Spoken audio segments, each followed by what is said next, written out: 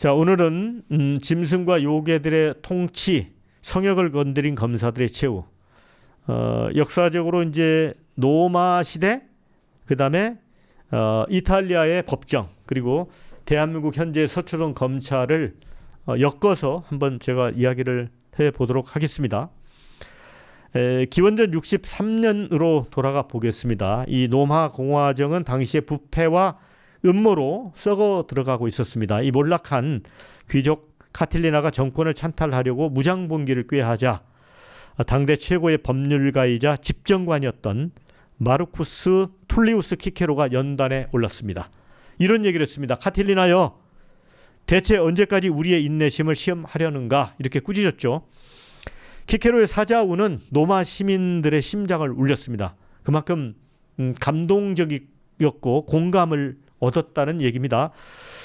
그는 치밀한 수사 끝에 카틸리나의 이 반역의 증거인 밀서를 확보를 했습니다. 그리고 당시 원로원을 설득해서 주모자 5명을 전격 처형했습니다.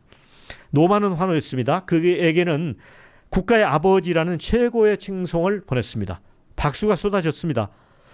하지만 그 영광의 이면에서 독재를 꿈꾸던 두 사람이 있었습니다.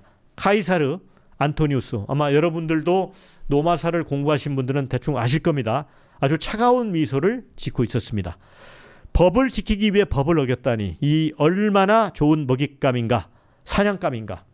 그러니까 분명히 이 반역의 증거를 확보를 해서 처형을 시킨 건데, 그 과정에서 법을 집행하는 과정에서 약간의 흠결이 있었던 거죠. 최근에 박상용 검사의 경우에도 여러 이제 녹취록이 흘러나오면서 거래를 하지 않았느냐. 그래서 그게 이제 조작 회유로까지 몰아붙이는 그런 상황이지 않습니까? 그러니까 100년 된 거목이 있다면 거기에 줄기나 가지는 큰 문제가 없는데 일부 잎에 훼손이 있다고 해서 전체 범죄 자체를 없애려고 하는 시도와 마찬가지입니다. 당시 로마의 권력자들 집요했습니다. 로마 시민을 정식 재판 없이 처형한 건 명백한 권력 남용이다. 이런 프레임을 들고 나왔습니다. 그래서 키케로를 압박했죠. 여기서 이제 키케로는 이제 검사의 역할을 한 것입니다. 정의의 수호자는 키케로는 순식간에 독재적인 검사, 독재 검사로 몰려서 유배를 떠나게 됩니다. 세월이 흘러서 기원전 43년, 거의 한 20년쯤 후인데요. 제2차 삼두정치의 서슬퍼런 칼날이 결국 그를 또 덮쳤습니다. 키케로가 이제 그 도망을 쳤는데 결국은 그 마차를 멈춰 세웠죠. 자객들이. 결국은 이제 키케로는 자신의 목을 담담하게 내밀었습니다. 그러면서 이런 말을 던졌습니다. 내 목을 가져가라. 그러나 너희가 죽이는 것은 한 노인이 아니라 로마의 양심이다. 굉장히 멋진 말이죠. 안토니우스는 아시겠지만 이분 이제 독재자인데 결국 키케로의 잘린 머리와 연설문을 쓰던 두 손을 로마 광장 연단에 대못으로 박았습니다. 권력을 비판하는 자의 최후는 바로 이런 것이다.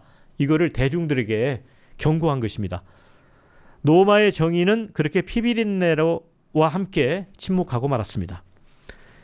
이번에는 1992년 밀라노에 한번 광장으로 가보겠습니다. 그 이탈리아 밀라노에서 보좌관 마리오 키에사가 수사관들이 이제 들이닥치자 뇌물을 이제 변기통에 버리고 세탁기에 숨기려다 체포가 됩니다. 자, 이 작은 사건은 안토니오 디 피에트로라는 강직한 검사의 손에 걸려들었습니다. 그는 정의감 하나로 이 검은 부패 실타래를 끝까지 잡아당깁니다.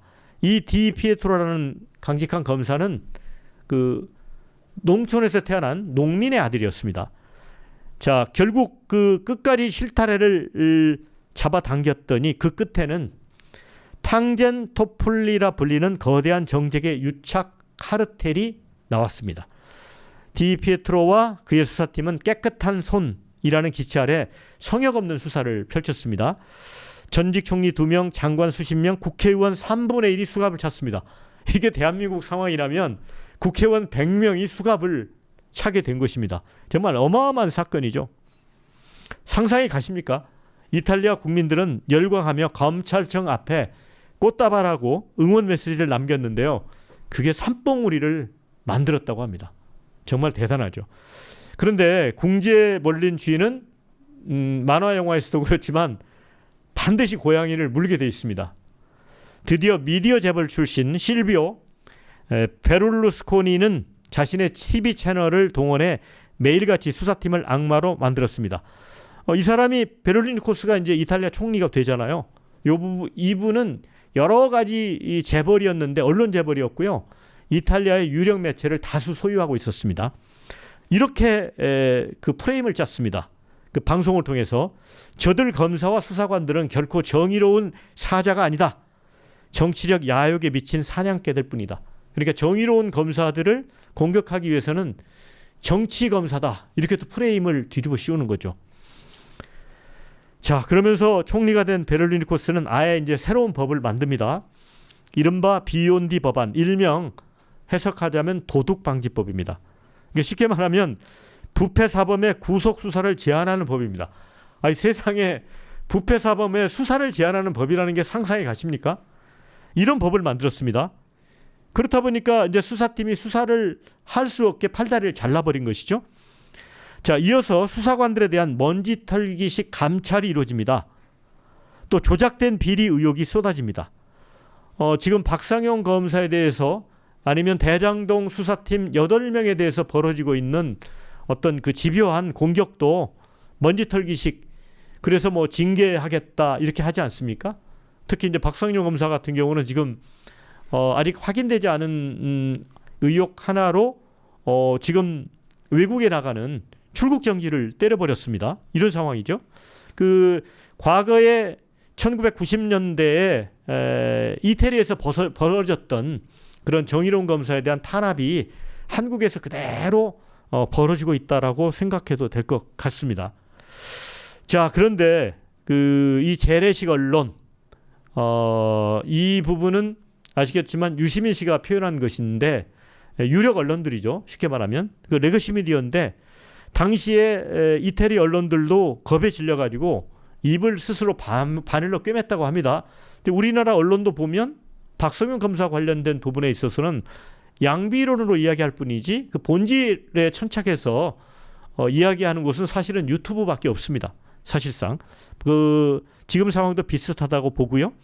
결국은 이 정의로운 검사와 수사관들은 법정이 아닌 권력이 조작한 여론의 단두대에서 먼저 처형당했습니다. 정말 안타까운 일이죠. 자, 서초동의 겨울, 이 박상용과 수사팀을 향한, 대장동 수사팀을 향한 도륙, 이 부분에 대해서 한번 이야기해 보겠습니다.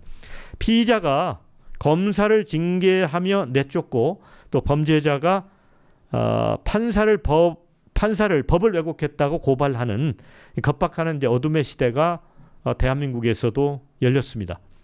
2026년 서초동 검찰타운에 다른 나라에서 있었던 정의로운 검사들을 탄압하는 그런 유령이 다시 배회하고 있다는 생각이 듭니다. 대장동 개발 의혹, 대북 송금 사건의 실체를 파헤친 수사팀은 지금 합법을 가장한 전례 없는 정치적 협박 앞에 고립돼 가고 있습니다. 자, 이화영 전 경기도 부지사의 대법원 유죄 확정 판결로 수세 칼날이 현직 대통령 목을 향하자 집권 권력의 반격은 상상을 초월했습니다. 또 대장동 사건 항소를 못하게 한 뒤에 관련 수사팀 9명이 징계를 받게 되는 상황이 됐는데요. 연어술파티니 하는 근거 없는 의혹을 폭포수처럼 쏟아내고 어용 언론은 매일 이거를 대서특필을 하고 있습니다. 그래서 저는 국민들의 반반이 서로 엇갈리고 있다고 보는데 절반은 정말 그 사건을 조작한 검사라고 믿는 분도 절반은 되는 것 같습니다. 그런 상황이 됐습니다.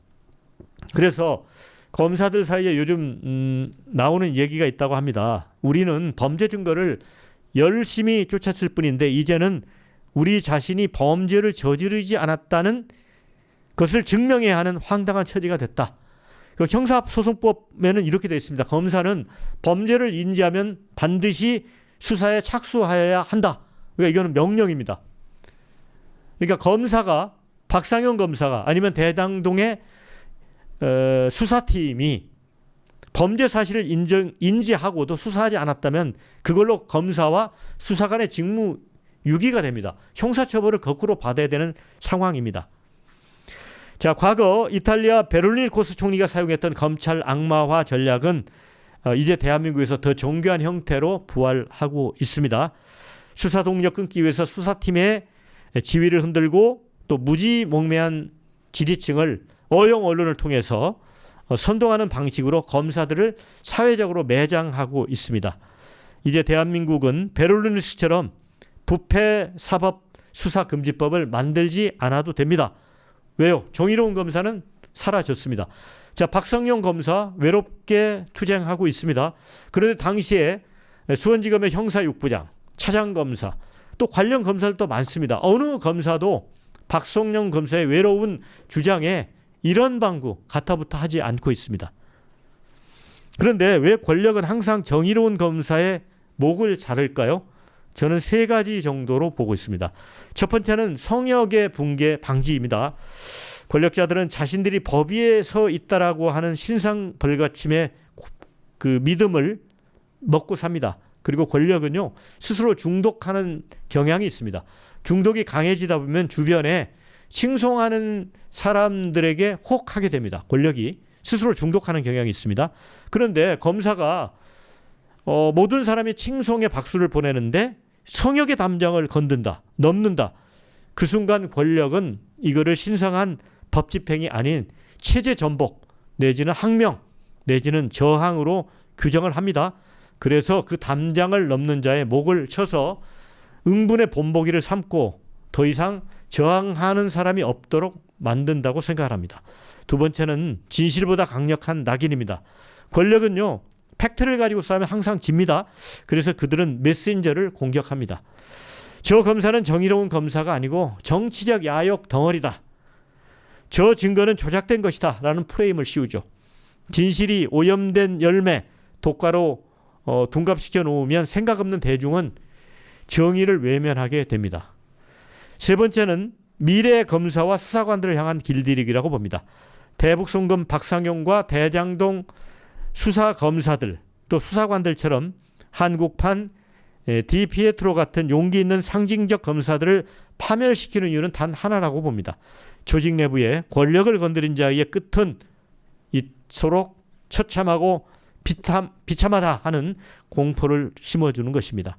범죄 앞에 눈을 감는 거세된 검찰, 권력의 눈치를 보는 수사관들, 그것이 권력이 꿈꾸는 진정한 평화라고 저는 보고 있지 않나, 권력이 이렇게 생각을 합니다. 자, 역사는 근데 되풀이 됩니다. 키케로를 죽인 노마 어떻게 됐습니까? 제국으로 나아갔지만 공화정에서 자유를 잃었고요.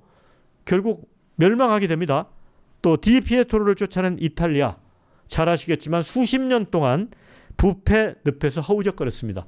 이탈리아가 왜 경제적으로 추락했을까요? 그런 배경이 있습니다.